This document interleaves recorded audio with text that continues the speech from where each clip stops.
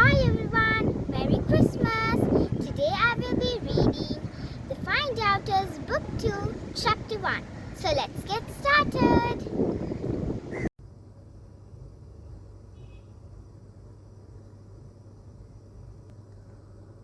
Chapter 1. The Big Boy Next Door. Betsy was feeling very excited. Her big brother Pip was coming home from school that day for the long summer holidays. She had been without him for 3 months and had felt very lonely. Now she would have him again. And Larry and Daisy will be home tomorrow, she said to her mother. Oh, Mommy, it will be fun to have so many children to play with again. Larry and Daisy were Pip's friends. They were older than Betsy, but they let her play with them. In the Easter holidays, the 4 of them, with another boy and his dog, had had a great adventure finding out who had burned down a cottage. We were the 5 find-outers, said Betsy, remembering everything. We found out the whole mystery, Mummy, didn't we? Oh, I wish we could solve another mystery these holidays. Her mother laughed. Oh, it was just a bit of luck that you solved the mystery of the burnt cottage, she said. There won't be any more mysteries, so don't expect any bets. Now hurry up and get ready. It's time to meet Pip. Pip was most excited to be home again. When he got back with Betsy, he tore around the garden, looking at everything. It seemed to him as if he had been away for years. His little sister tore around with him, chattering at the top of her voice all the time. She adored Pip, but he didn't take very much notice of her. Larry and Daisy are coming back tomorrow, she panted as she rushed around after Pip. Oh, Pip, do you think we can be the find-outers again? Only if there is something to find out, said Pip. Oh, I forget to tell you, Fatty is coming for the holidays too. His parents liked Peterswood so much when they stayed here at Easter that they have bought a little house, and Fatty will be here for the holds. Oh, good, said Betsy happily. I like Fatty. He's kind to me. We shall really be the 5 find-outers again then. And oh, Pip, I suppose Buster is coming, isn't he? Of course, said Pip. Buster was Fatty's little black Scotty dog, loved by all the children.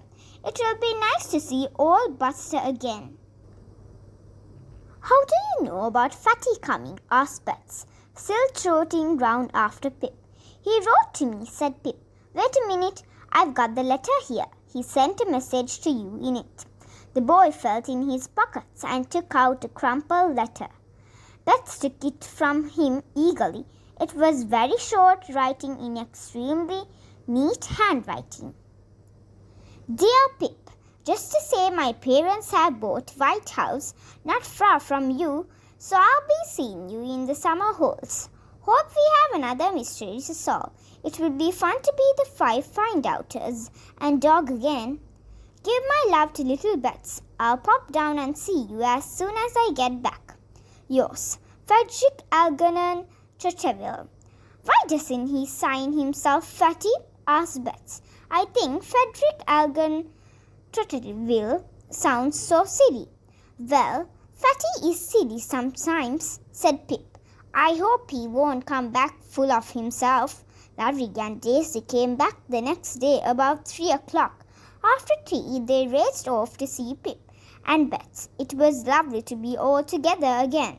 Betsy felt a little left out after a bit, because she was the only one who did not go to boarding school and did not understand some of the things the others said. I wish I wasn't only 8 years old, she thought, for about the 1,000th time. Larry's 13 and the others are 12, ages older than me. I shall never catch them up.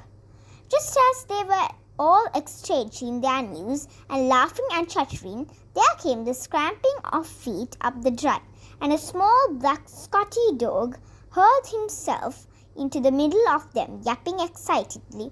It's Buster! Oh, Buster, you're back again, cried Daisy in delight.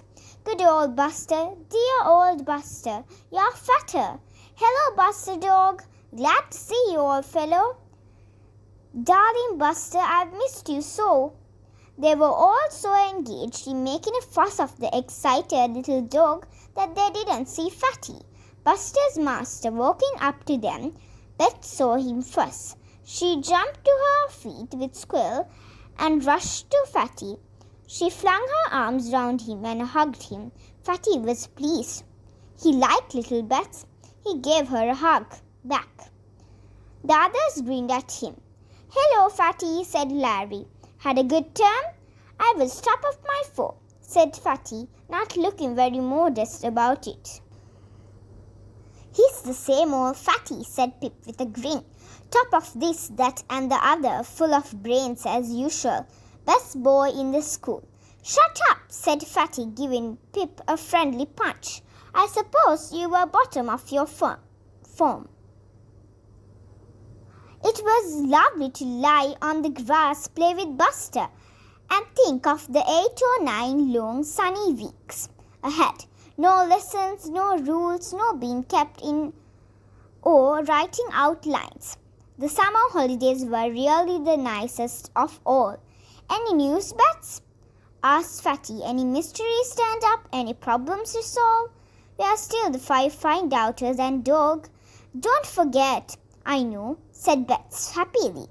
But there isn't any mystery at present. Fatty, I haven't even seen old Clear Off for weeks. Clear Off was the burly village policeman, Mr. Goon. The children always called him Clear Off, because that was what he said whenever he saw them. He didn't like children, and they didn't like him. Bets just hasn't any news at all, said Pip. Nothing at all seems to have happened in Peter's Woods since we left to go to school. Bet suddenly remembered something. Oh, I've just remembered, she said. Somebody has come to live next door. The house next door had been empty for a year or two. The other children looked at Bets. Any children there? Asked Pip.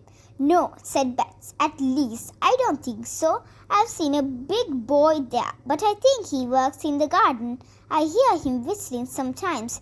He whistles so awfully nicely. Oh, and there are lots of cats there. Very funny cats. Cats? What sort of cats? Said Pip in surprise. And Buster pricked up his ears and growled at the mention of cats. They've got dark brown faces and tails and legs, said Bets, and cream-colored fur. I saw the girl who looks after them carrying one once. It was very peculiar. She means Siamese cats, said Larry. Have they got bright blue eyes, Bets? I don't know, said Bets. I wasn't near enough to see. Anyway, cats have green eyes, not blue. Larry. Siamese cats have bright blue ones, said Fatty. I know, because my aunt once had one, a beauty called Pettibane. They are valuable cats.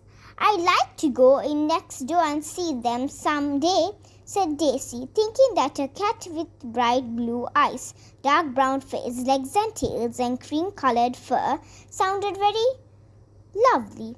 Who's the owner, Bets?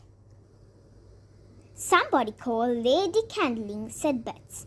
I've never seen her. She is all away a lot, I think. The children lay on their backs talking. Buster went from one to another, licking their faces and making them squeal and push him away. Then there came the sound of a cheerful whistling just over the wall. It was a fine whistle, clear and melodious. That's the big boy next door I told you about, said Bets. Doesn't the whistle nicely? Larry got up and went to the wall.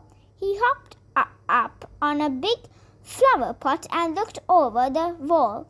He saw a boy there, about 15, a big lad with a round, red face, startlingly blue eyes that looked rather surprised and a big mouth full of very white teeth.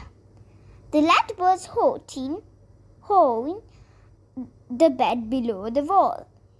He looked up when he saw someone peeping over. He grinned, showing all his white teeth. "Hello," said Larry. "Are you the gardener next door?"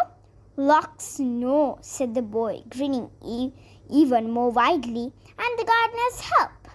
Mr. Tumping is the gardener. Him with the hooky nose and bad temper." Larry didn't think that Mr. Tumping sounded very nice. He glanced up the garden, but Mr. Tumping and his hooky nose were not in sight. "Could we come over and see the cats one day?" asked Larry. "It's same as cats, isn't it? That Lady Candling has." "Yes, lovely creatures they are," said the boy. "Well, you'd better come when Mr. Tumping is out. He reckons that the whole place is his. Cats and all, the way he behaves. Come in tomorrow afternoon. He'll be out then. You can get over this wall. The girl who helps with the cats will be here. Miss Harmer, her name is. She won't mind you seeing them." "Righto," said Larry, pleased. "We'll be over here tomorrow afternoon, I say. What's your name?" But before the boy could answer him, an angry voice sounded from not far off. Look, where have you got to? Didn't I tell you to clean away that rubbish?" Luke raised startled blue eyes to Larry and put his hoe over his shoulder. He looked scared. "That's him," he said in a whisper. "That's Mr. Tumping. I'll be going now. You come and on over tomorrow." He went up the path. Larry slipped back to the others. "He's the gardener help," he said. "His name's Luke. He looks nice." "Are we to see the cats tomorrow?" Bets asked. "I heard you saying something about them." "Yes, tomorrow afternoon, when Mr. Tumping, the gardener, is out," said Larry. "We'll hop over the wall." "Better not take old Buster, though. You know what he is with cats," Buster growled when he heard the word cats. What did the children want to go and see cats for? Silly, useless animals with paws full of nasty pins and needles. Cats were only good for one thing, and that was to chase. I hope you like my video and subscribe my channel. Till then, stay safe. Bye.